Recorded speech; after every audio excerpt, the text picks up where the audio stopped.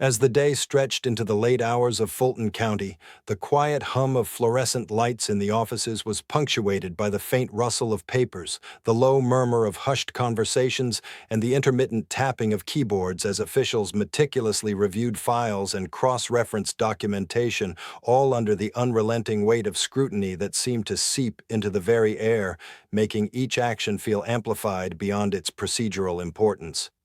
The psychological tension was almost tangible, a heavy pressure pressing against the shoulders of individuals who had spent decades mastering the intricacies of election administration,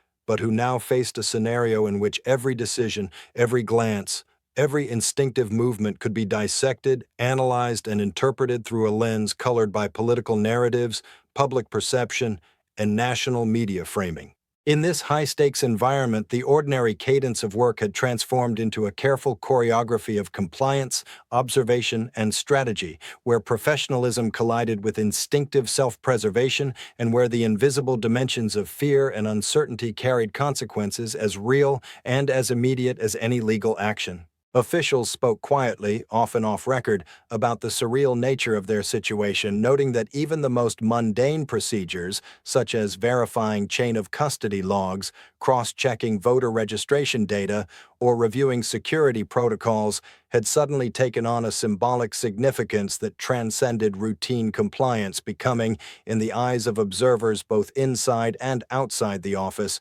potential proof of diligence or, conversely, evidence of negligence, a duality that added a heavy cognitive and emotional load. They were acutely aware that external narratives, amplified by news coverage and social media discourse, could transform any procedural choice into a story of public consequence, and that their every gesture could be interpreted as either cautious responsibility or suspicious hesitation. This reality created a tension between internal certainty, rooted in training, procedure, and experience, and external perception, which was unpredictable, volatile, and subject to rapid reinterpretation by multiple stakeholders who rarely had access to the full context but were quick to assign meaning. The reporters covering the event captured not just the visible actions but the subtle, almost imperceptible emotional cues, the way officials paused before opening certain files, the measured pacing of steps through hallways, the quiet exchanges of eye contact that communicated both reassurance and vigilance.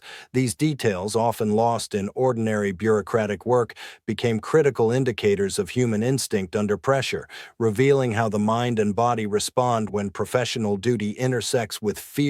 public attention, and the knowledge that narrative interpretation can amplify consequences far beyond the immediate context.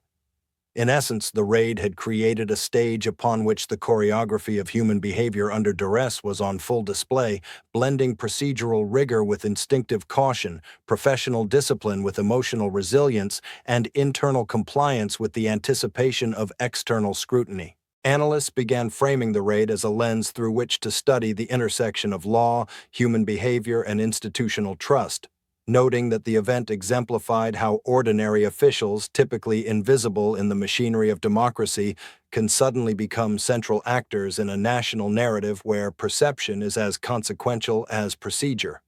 This perspective underscored the dual realities faced by those involved: the objective reality of legal compliance and procedural correctness, and the subjective reality of interpretation, perception, and narrative framing. Officials were tasked not only with adhering to strict protocols but also with anticipating how each action could be read by the public, the media, and political commentators, creating a level of cognitive complexity rarely encountered in ordinary administrative work. The human impact of this duality was evident in the careful way colleagues interacted, often communicating through subtle gestures, whispered confirmations, and mutual awareness of potential risks, forming an invisible network of support and guidance that allowed them to maintain operational continuity while navigating the pressures of visibility, fear, and accountability. Trust, which had once been implicit in daily operations, had become explicit and fragile, requiring constant reinforcement through shared understanding, disciplined action, and the silent calibration of behavior to balance professional integrity with personal security. In this context, resilience was not only a psychological trait, but an operational necessity. as the ability to remain composed, precise, and strategically aware directly influenced both immediate outcomes and the longer-term perception of competence, reliability, and fairness in the administration of public duty. By evening, the narrative threads emerging from the raid had begun to converge into broader reflections on institutional vulnerability, public confidence, and the psychological dimensions of governance under intense scrutiny.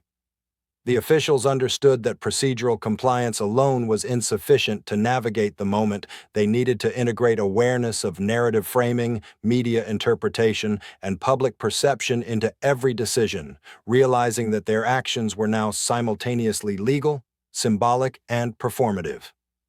This awareness added an additional layer of mental and emotional labor, as each choice was evaluated not only for accuracy and legality, but also for how it would resonate across the multiple audiences observing from afar. The ordinary work of governance had transformed into a complex, multidimensional exercise in law, ethics, strategy, and psychology, where every detail mattered. Every instinct was tested and every action carried amplified significance. Ultimately, the raid illuminated the fragile equilibrium between procedural integrity, human psychology, and the broader societal narrative, revealing how ordinary officials operate at the intersection of responsibility, perception, and fear.